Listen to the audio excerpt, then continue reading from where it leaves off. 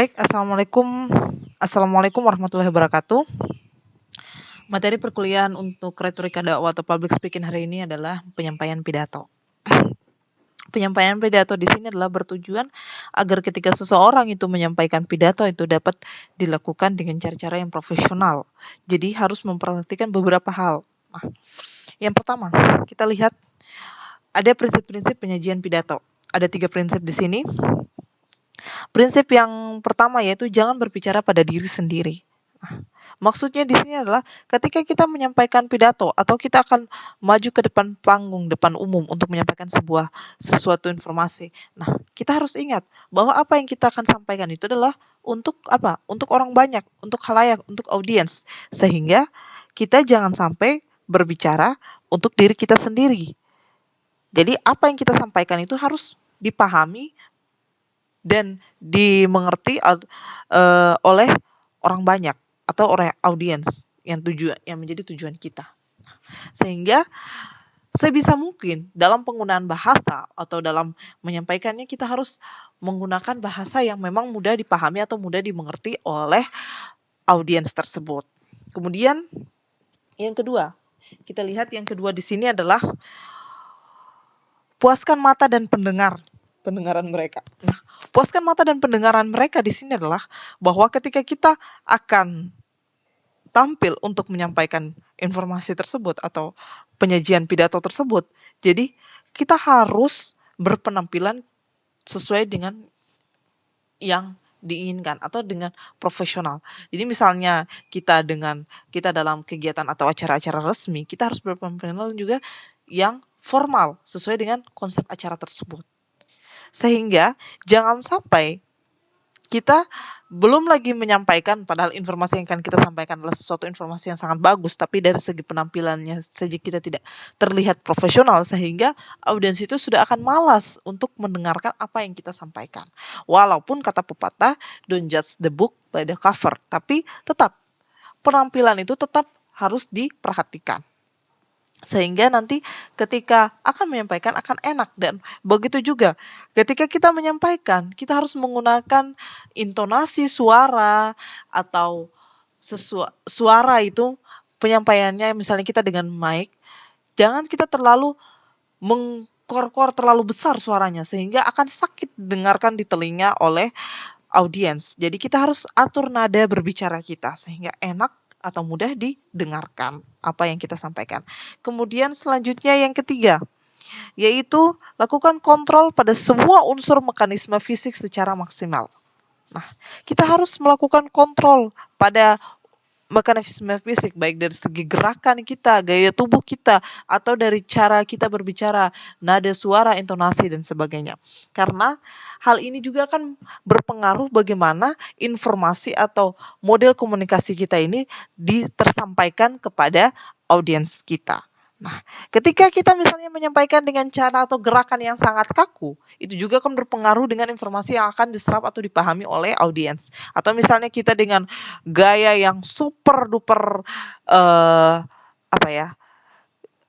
eksentrik gitu, super duper nyentrik, gaya yang sangat sampai sudah tidak terhitung lagi. Nah, itu kadang juga akan berpengaruh. Mereka kadang kurang memahami gitu. Jadi kita harus gunakan gaya atau gerakan gaya tubuh maupun intonasi suara yang semaksimal mungkin, tapi jangan terlalu berlebihan dan juga jangan terlalu kaku sehingga informasi yang dapat tersampaikan itu secara pas dipahami oleh audiensnya. Itulah 3 prinsipnya. Kemudian selanjutnya, nah, hal yang paling penting ketika penyampaian yaitu biasanya terjadi demam panggung, apalagi ketika pertama kali menyampaikan sebuah informasi. Jadi kita bisa lihat di sini bagaimana cara mengatasi demam panggung. Ketika seseorang itu apalagi baru pertama tampil di hadapan umum kemudian dia mengalami demam panggung. Bahkan orang-orang yang sudah sering tampil di hadapan publik dalam berbicara maupun sebagai seorang public speaker pun biasanya pasti mengalami demam panggung. Tapi bagaimana cara mengatasi demam panggung sehingga tidak menyebabkan blank atau tidak menyebabkan kegagalan dalam komunikasi itu. Nah, di sini kita lihat menurut Profesor Latif Roswidi dalam bukunya pada tahun 1989 dari halaman 261 sampai 265. Nah, yang pertama adalah kuatkan iman. Tentunya cara yang pertama dalam mengatasi demam panggung adalah bagaimana orang yang imannya telah mendarah daging, telah mendasar dalam lubuk jiwa, tidak akan merasa takut terhadap apapun selain Tuhan yang Maha Kuasa. Ketika berhadapan dengan pendengar, seorang pembicara haruslah meyakinkan dirinya bahwa semua hadirin yang dihadapannya adalah orang-orang yang sedang ingin mendengarkan uraian-uraiannya, apalagi ketika berdakwah gitu. Kita harus yakinkan diri kita bahwa dakwah ini adalah kewajiban. Dakwah itu adalah kewajiban bagi setiap muslim kan. Nah, dakwah adalah kewajiban. Apa yang kita sampaikan benar gitu, sesuai dengan Al-Qur'an dan hadis, maka kita harus kuatkan iman, harus berani menghadapinya. Makanya sebelum mulai, misalnya kita mengucapkan basmalah gitu, kita berdoa agar dimudahkan lisan kita dalam penyampaian. Kemudian yang kedua, tingkatkan akhlak. Nah, orang yang berakhlak mulia secara otomatis akan terpancar dari dalam hatinya keberanian untuk menyatakan kebenaran dan menyampaikan ide yang baik. Ia tidak akan segan dan gentar berhadapan dengan siapapun juga. Sebab itu orang-orang yang masih memiliki penyakit batin dan beberapa orang yang kekurangan akhlaknya dalam dirinya tidak akan berhasil menjadi seorang pembicara. Jadi seseorang yang berakhlak mulia gitu, pasti dia akan mampu. Apalagi ketika dia menyampaikan sesuatu hal yang benar. Misalnya dalam berdakwah. Ketika dia menyampaikan dakwanya, ketika terkait tentang tata cara tentang sholat 5 waktu, bagaimana kewajiban seorang muslim untuk menjalankan sholat 5 waktu misalnya. Ketika dia saja sholatnya masih bolong-bolong misalnya. Otomatis dia juga tidak akan lancar dalam menyampaikan. Tapi ketika dia sudah mampu mempraktekkan ke dalam dirinya sendiri, otomatis dia akan mampu menyampaikannya dengan sangat baik. Kemudian yang ketiga, kuatkan autosugesti. Nah, kuatkan autosugesti di sini. Dalam psikologis, ada satu teori untuk menghilangkan rasa takut dan rasa rendah diri, yaitu dengan autosugesti. Di sini maksudnya adalah sugesti yang timbul dari dalam diri kita sendiri yang membisikkan terus-menerus. Nah, ketika kita dalam diri kita selalu ucapkan, kita pasti bisa, kita akan bisa, dia saja bisa, kenapa kita tidak bisa gitu.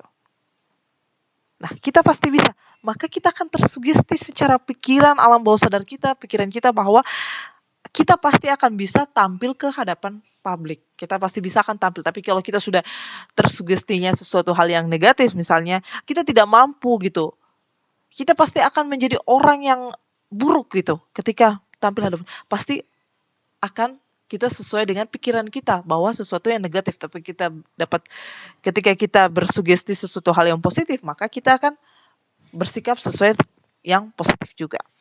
Kemudian yang keempat itu parateit.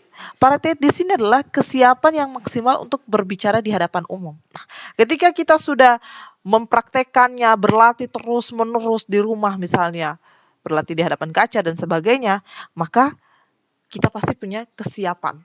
Ataupun misalnya kita materi kita yang kita sampaikan itu kita membacanya terus-menerus sampai kita betul-betul memahami, pasti kita akan siap. Begitu halnya juga contoh misalnya ketika kita akan menghadapi ujian skripsi.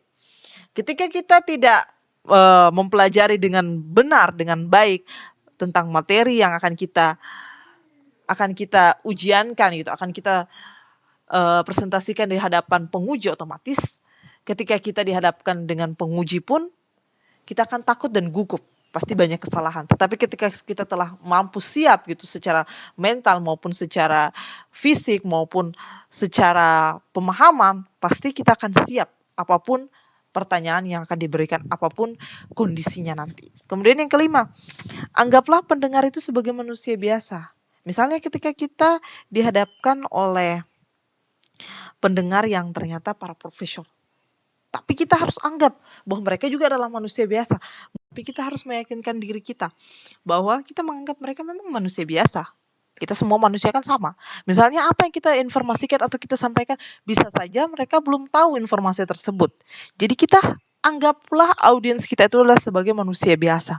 Jadi jangan sampai kita terbebani secara batin bahwa oh yang di hadapan kita ini adalah orang-orang hebat, adalah seorang profesor, adalah seorang peneliti atau adalah seorang pejabat-pejabat. Jadi kayaknya apa yang kita sampaikan ini pasti akan dikomplain lah kalau misalnya ada kesalahan-kesalahan. Tapi kita harus berusaha semaksimal mungkin, kita berlatih materi kita, dan kita menganggap mereka adalah manusia biasa yang bisa saja informasi yang kita sampaikan belum juga mereka mengetahuinya, sehingga kita harus rileks.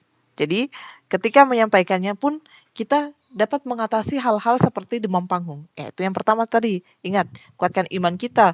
Kedua, tingkatkan akhlak. Ketiga, kuatkan autosugesti. Kemudian keempat, parateit. Dan kelima itu anggaplah pendengar sebagai manusia biasa. Oke. Mungkin untuk yang part pertama ini sampai di sini, nanti akan kita lanjutkan ke part selanjutnya, yaitu bagaimana cara membuka pidato dan cara menutup pidato. Oke, sekian. Wabillahi taufiq wal hidayah. Wassalamualaikum warahmatullahi wabarakatuh.